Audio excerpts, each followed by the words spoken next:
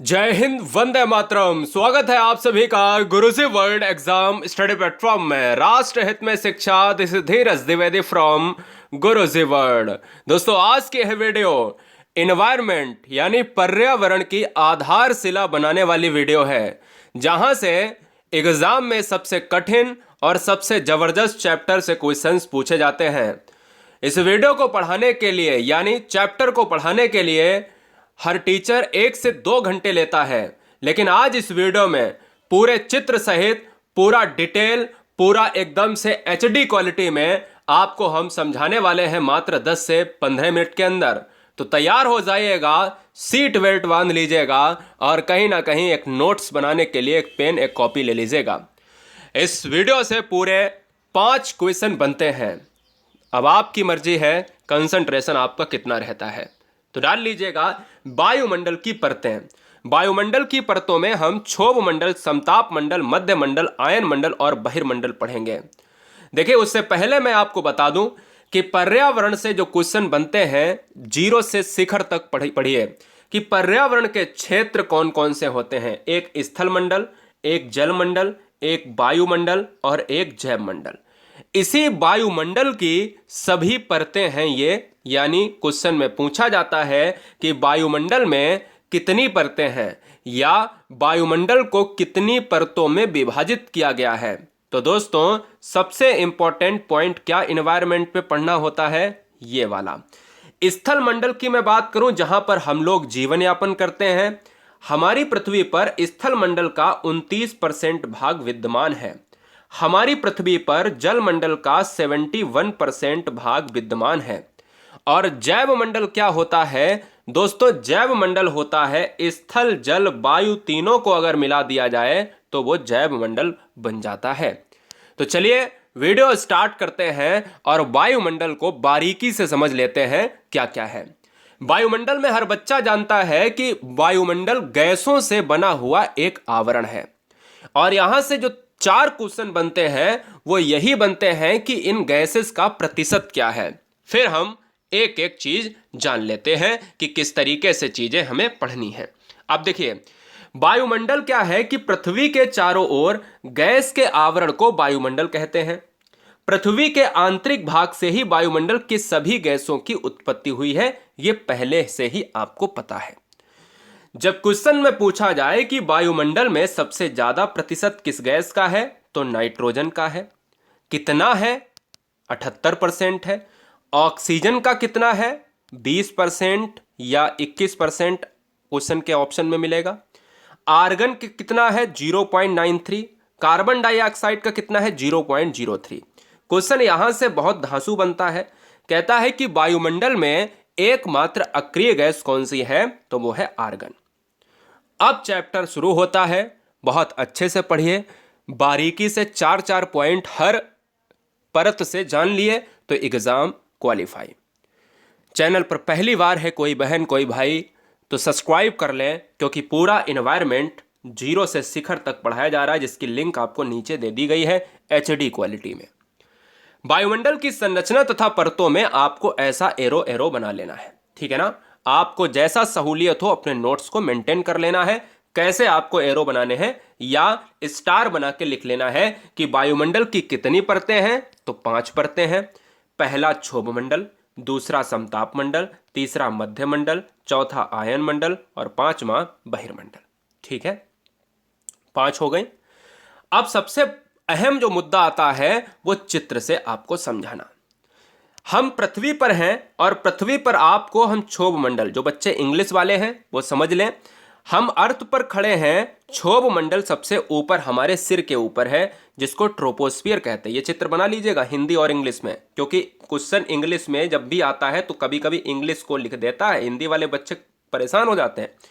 तो जब हिंदी इंग्लिश को हिंदी में ऑप्शन में लिख देगा तो फिर आपका क्वेश्चन गलत हो जाएगा। इसलिए इन 5 परत का नाम आपको इंग्लिश में आना चाहिए। क्षोभ मंडल को ट्रोपोस्फियर कहते हैं। दूसरी है समताप मंडल, जिसको कहते हैं स्ट्रेटोस्फियर। तीसरी है मध्य मंडल, मीजोस्फियर। थोड़ा थोड़ा भद्दा दिख रहा होगा, चलिए हम यहां पर देख लेते हैं आगे। आयन मंडल को यहां पर आयनोस्फियर, ये आयनोस्फियर है, आयनोस्फियर, और बाह्य मंडल को एक्सोस्फियर, ठीक है ना। अब ये चारों पांचों परतें आपने लिख ली। अब बात आती है सबसे पहली परत जिसका नाम है क्षोभ मंडल। तो चलिए जान लेते हैं क्षोभ मंडल क्या है। देखिए, हर मंडल से आपको दो दो तीन तीन चार चार पांच पांच पॉइंट बताएंगे, पूरा मंडल खत्म। आपको ऐसे लिख लेने हैं, जो कोई नोट्स नहीं बन पाएगा हम आपको नोट्स बनवाएंगे। देखिए, क्षोभ मंडल एक्चुअल में सबसे पहला पॉइंट आपको लिखना है कि हमारे सिर के ऊपर से जो 0 से 18 किलोमीटर का ऊपर रेंज है, तो क्वेश्चन में बन सकता है कि क्षोभ मंडल कितने किलोमीटर तक पाई जाती है। क्षोभ मंडल परत यानी ट्रोपोस्फियर परत जो है वो कितने किलोमीटर तक है, तो उसका रेंज है 18 किलोमीटर तक ऊपर। ठीक है, क्षोभ मंडल सबसे निचली परत है, वेरी वेरी मोस्ट इंपॉर्टेंट। सबसे निचली परत कौन सी है? क्षोभ मंडल है। इसीलिए यहां पर बादल बनते हैं, पानी बरसता है। बादल बनेंगे तो पानी बरसेगा, हवा चलेगी तभी बादल उड़ते हैं, आंधी आएगी, तूफान आएगा। जितनी भी ऐसी आंधी, तूफान, बारिश, बादल, ओला, ये सभी गिरने वाली चीजें हैं, तो वो सभी क्षोभ मंडल में होती हैं। क्वेश्चन में कई बार आपको देखने को मिला होगा कि मौसम परिवर्तन वाला मंडल किसे कहा जाता है? मौसम परिवर्तन वाला मंडल क्षोभ मंडल को ही कहा जाता है, क्योंकि इसमें बादल है, आंधी है, वर्षा है, ओला है, तूफान है, चक्रवात है, प्रतिचक्रवात है। सिंपल सी चीजें हैं। इसीलिए इस मौसम परिवर्तन वाले मंडल को संवहन मंडल और अधोमंडल कहा जाता है। यह क्वेश्चन गोल्डन क्वेश्चन है, यह क्वेश्चन गोल्डन क्वेश्चन है। आजकल सब बच्चे जानते हैं कि मौसम परिवर्तन वाला मंडल, आंधी तूफान वाला मंडल क्षोभ मंडल है, लेकिन संवहन मंडल क्वेश्चन में कई बार पूछा जा चुका है कि संवहन मंडल किसका दूसरा नाम है, तो क्षोभ मंडल का। अधोमंडल किसका दूसरा नाम है, तो भी क्षोभ मंडल का। क्षोभ मंडल को अन्य किस नाम से जानते हैं? या तो संवहन मिलेगा या तो अधोमंडल मिलेगा। ठीक है, तो ये चीजें आपको याद रखना। सामान्य ताप पतन दर, यहां पर सामान्य जो ताप होती है इसमें उतार चढ़ाव देखने को मिलते हैं। अब हमने क्षोभ मंडल को आसानी से इस परत को पढ़ लिया। इस परत को आसानी से मैंने क्या है, इस परत को पढ़ लिया है, ट्रोपोस्फियर। अब हम 0 से 18 किलोमीटर के ऊपर बढ़ेंगे, जिसका नाम है समताप मंडल। दोस्तों, समताप मंडल क्या है? सुनिए, समताप मंडल को इंग्लिश में स्ट्रेटोस्फियर कहते हैं। स्ट्रेटोस्फियर बाकायदा हिंदी में लिखकर आता है आपका ऐसे करके, स्ट्रेटोस्फियर। तो बच्चा परेशान हो जाता है, अब उसने तो समताप पढ़ा है और अचानक एकदम से स्ट्रेटोस्फियर हिंदी में लिखकर आ गया, तब क्या करोगे? और आपको डिटेल पूरी पता है, आपको चैप्टर पूरा रटा पड़ा है और क्वेश्चन गलत हो गया, बहुत खराब लगेगा। इसलिए समताप मंडल को स्ट्रेटोस्फियर के नाम से जानते हैं। ठीक है, यस से स्ट्रेटोस्फियर और सा से यस, ऐसे याद कर लो। ठीक है, क्षोभ मंडल के ऊपरी सीमा पर स्थित समताप मंडल है। हमसे क्वेश्चन ये पूछेगा कि समताप मंडल का रेंज कितना है? 18 से 50। ये रेंज बहुत बार पूछा गया है, समताप मंडल का ही बहुत बार पूछा गया। क्यों पूछा गया है? क्योंकि ओजोन परत इसमें पाई जाती है। और ये दोस्तों 35 या 32 किलोमीटर आप याद कर लो, एक क्राइटेरिया याद कर लो। क्वेश्चन में जब कभी आ जाए कि ओजोन परत कितने किलोमीटर के रेंज में पाई जाती है, तो 32 से 35 लिख लो। तो 32 से 35 तो इसमें आ जाएगी, है ना? तो ये इसीलिए कहा जाता है कि समताप मंडल में ओजोन परत पाई जाती है। ओजोन गैस की परत किस मंडल में? स्ट्रेटोस्फियर में या किस मंडल में? समताप मंडल में। दो क्वेश्चन। ओजोन परत कितने किलोमीटर की ऊंचाई पर? 18 से 50 किलोमीटर की ऊंचाई पर या 32 से 35 किलोमीटर की ऊंचाई पर? बात तो एक ही है, रेंज तो उतने में ही आएगा। समताप, समताप का मतलब है सम माने समान, ताप का मतलब है टेम्परेचर। ठीक है, इसीलिए समताप कहा जाता है जहां पर समान ताप हो, और जहां समान ताप होगा वहां आंधी तूफान नहीं आएगी, मौसम संबंधी घटनाएं नहीं होती हैं। इसीलिए समान ताप होने की वजह से हमारे वायुयान इसी मंडल में उड़ते हैं। वायुयान को समान ताप, इक्वल टेम्परेचर चाहिए होता है। अगर तूफान आ जाएगा तो क्रैश हो जाएगा, अगर आंधी बारिश ओला उसके ऊपर गिरेंगे तो क्रैश हो जाएगा। सिंपल सी बात समझ रहे हैं ना दोस्त? बहुत आसानी से, बहुत बारीकी से समझिएगा, शिद्दत के साथ पढ़िएगा, क्योंकि सफलता का शॉर्टकट नहीं है।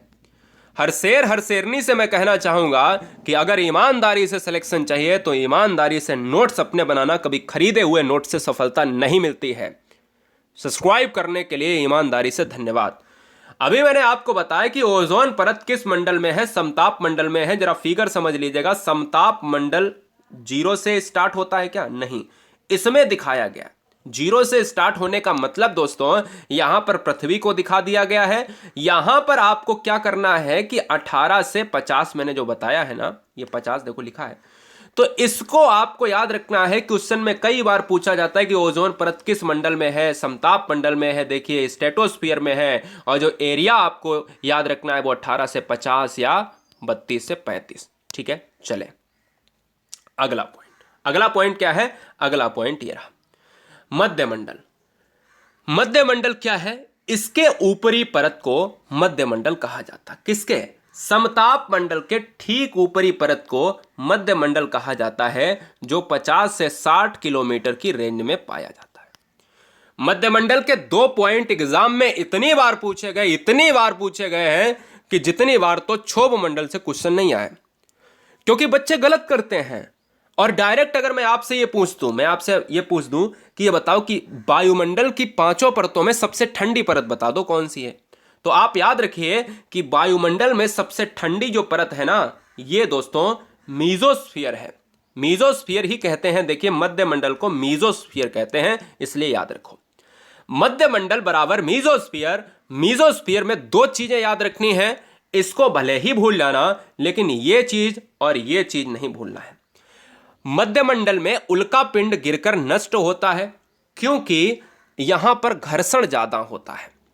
आप जब छत पर लेटते होगे गर्मियों के दिनों में, तारों के नीचे, खुले आसमान के नीचे, तो आप ये देखते होगे एकदम अचानक कोई तारा टूटा, और हम लोग ये कहा करते थे कि अरे भगवान का नाम लो, ईश्वर का नाम लो, अल्लाह का नाम लो, जो भी है ना। तो कोई आत्मा का टूटना या आत्मा का साया, इस तरीके से आप लोग अपने सामाजिक परिदृश्य में ऐसी बातें होती। लेकिन एक्चुअल में अगर देखा जाए, वो उल्का पिंड गिरता है और मध्यमंडल में थोड़ी दूर जाकर वो एकदम से आग का जलता हुआ पॉइंट आगे जाके एकदम खत्म हो जाता।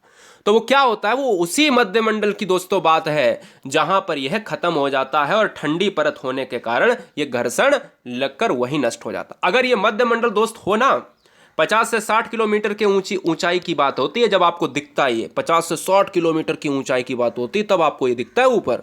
और अगर ये परत ना हो तो तुम्हारे ऊपर गिरेगा के चांद के ऊपर, है ना, टूट जाएगा मुंह। तो समझ लो ये मध्यमंडल कितना इंपॉर्टेंट है। अगर ये मध्यमंडल ना हो तो टूट के वो पृथ्वी पर गिरेगा और जाने कितने लोगों की मृत्यु होगी। ठीक है, चलिए अगला मंडल मीजोस्फीयर के बाद कौन सा है? आयनोस्फीयर, जिसको आयन मंडल कहते हैं। चलिए आयन मंडल को जान लेते हैं। 3 पॉइंट आयन मंडल में, 2 पॉइंट इंपॉर्टेंट है। आयन मंडल में दोस्तों ऊंचाई की मैं बात करूं तो 80 से 640 किलोमीटर जो ऊंचाई पूछी नहीं जाती है। 2 पॉइंट पूछे जाते हैं, एक है रेडियो तरंगें, इसी द्वारा परिवर्तित होती हैं। रेडियो की जो E1 से लेकर E5, R1 से लेकर R5, R12 जहां तक भी जाती है, E1 फ्रिक्वेंसी, R1 फ्रिक्वेंसी जो भी होती है रेडियो, जिससे रेडियो हमारे चलते हैं, टेलीविजन हमारे चलते हैं, संचार उपग्रह चलते हैं, तार उपग्रह चलते हैं, मोबाइल, वायरलेस, ये सब क्या है?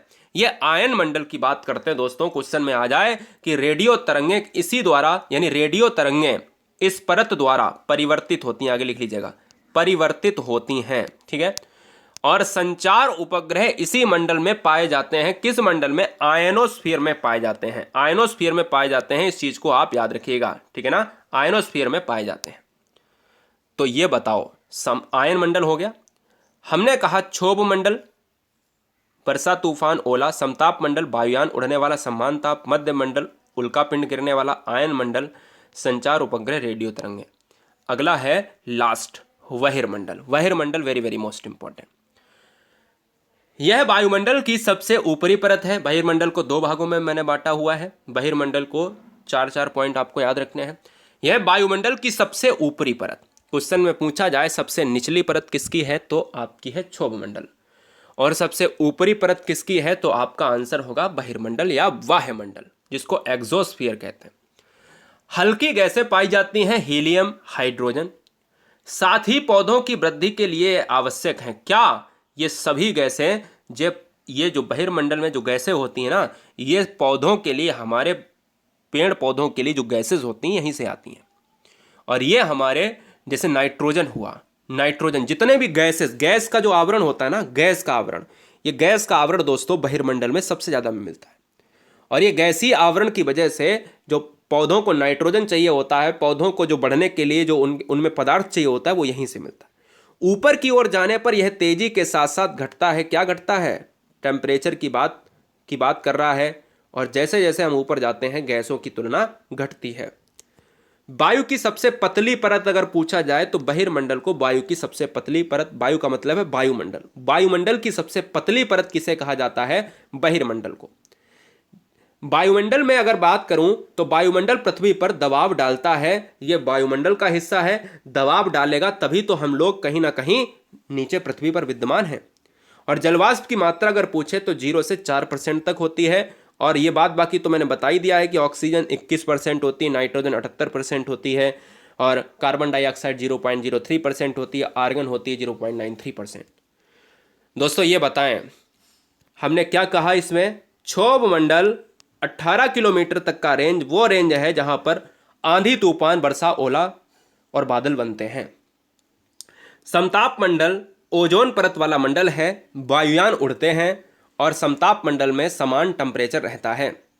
तीसरा, मध्य मंडल मीजोस्फीयर वो मंडल है जो समताप मंडल के ऊपर है। और दोस्तों 60 से 70 किलोमीटर या 50 से 60 किलोमीटर, जो आप कहो। मध्यमंडल मीजोस्फीयर वही मंडल है जो सबसे ठंडी परत के लिए जाना जाता है, ठंडा मंडल है और उल्का पिंड को नष्ट करने वाला मंडल। आयन मंडल मध्यमंडल के ऊपर ऐसी परत है जहां पर रेडियो तरंगें, संचार उपग्रह सब कन्वर्ट होते हैं, सब कहीं ना कहीं बैलेंस होते हैं। और बाह्यमंडल दोस्तों सबसे अंतिम परत है, सबसे वायुमंडल की पतली परत है, सबसे वायुमंडल की हल्की परत है, सबसे वायुमंडल के सबसे अंतिम छोर पर परत है। और यह गैसेस के लिए जानी जाती है। यह दोस्तों जितने लाइव टेलीकास्ट भी होते हैं ना, लाइव चल रहे होते हैं सेशन, उनके लिए भी यह प्रमुख मंडल है। यह बात याद रखिएगा। अब आप ये बताएं कि वीडियो, आपके 17 मिनट का यह वीडियो आपके एग्जाम के लिए कितना इंपॉर्टेंट होगा।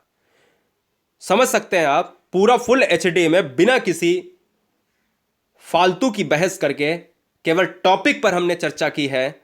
और इसी तरीके से हर टॉपिक, पर्यावरण का पहला जो टॉपिक आपको पढ़ना है तो नीचे आपको मिल जाएगा।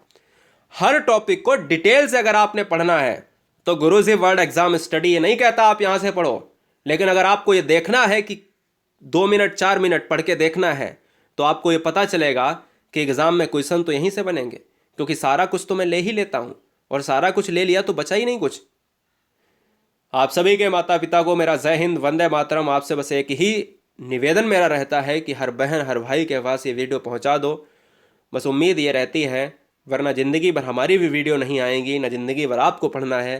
लेकिन अगर किसी का सिलेक्शन हो जाता है, उसके घर में खुशियाँ आ जाएंगी, तो इससे बेटर क्या होने वाला है। Love you guys, thanks for watching video Guruji world exam study. वंदे मातरम, इंकलाब जिंदाबाद।